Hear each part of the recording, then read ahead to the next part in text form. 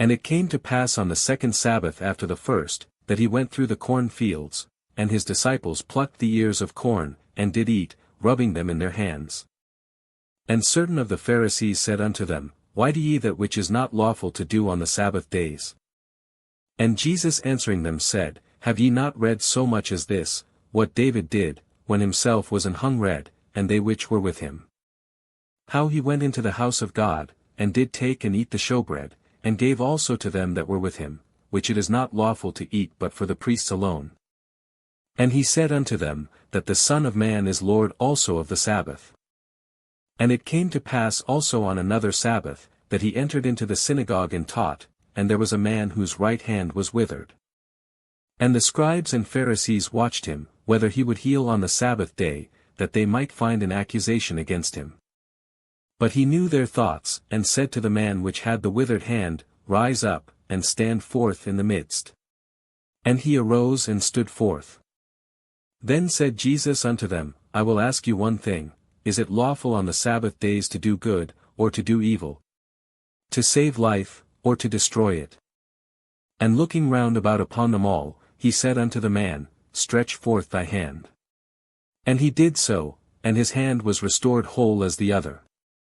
And they were filled with madness, and communed one with another what they might do to Jesus.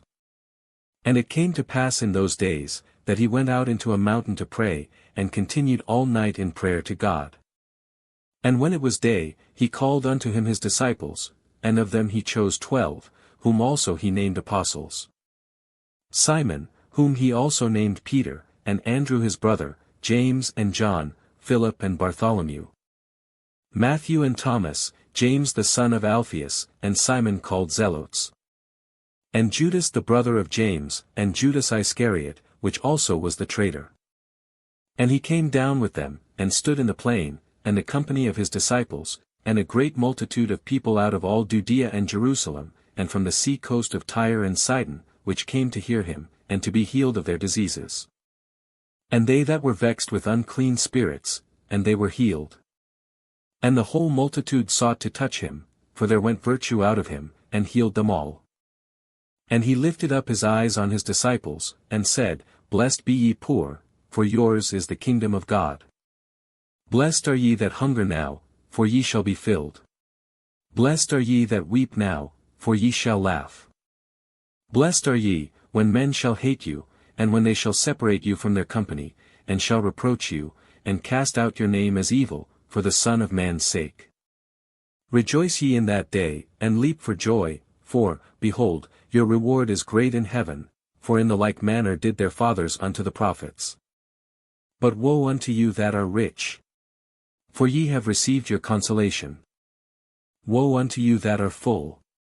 For ye shall hunger. Woe unto you that laugh now! For ye shall mourn and weep. Woe unto you, when all men shall speak well of you! For so did their fathers to the false prophets. But I say unto you which hear, love your enemies, do good to them which hate you. Bless them that curse you, and pray for them which despitefully use you. And unto him that smiteth thee on the one cheek offer also the other, and him that taketh away thy cloak forbid not to take thy coat also. Give to every man that asketh of thee, and of him that taketh away thy goods ask them not again. And as ye would that men should do to you, do ye also to them likewise. For if ye love them which love you, what thank have ye? For sinners also love those that love them. And if ye do good to them which do good to you, what thank have ye? For sinners also do even the same. And if ye lend to them of whom ye hope to receive, what thank have ye? For sinners also lend to sinners, to receive as much again. But love ye your enemies, and do good, and lend, hoping for nothing again, and your reward shall be great, and ye shall be the children of the highest, for he is kind unto the unthankful and to the evil. Be ye therefore merciful, as your Father also is merciful. Judge not, and ye shall not be judged, condemn not, and ye shall not be condemned, forgive, and ye shall be forgiven. Give, and it shall be given unto you, good measure, pressed down, and shaken together, and running over, shall men give into your bosom. For with the same measure that ye meet withal it shall be measured to you again. And he spake a parable unto them, Can the blind lead the blind? Shall they not both fall into the ditch?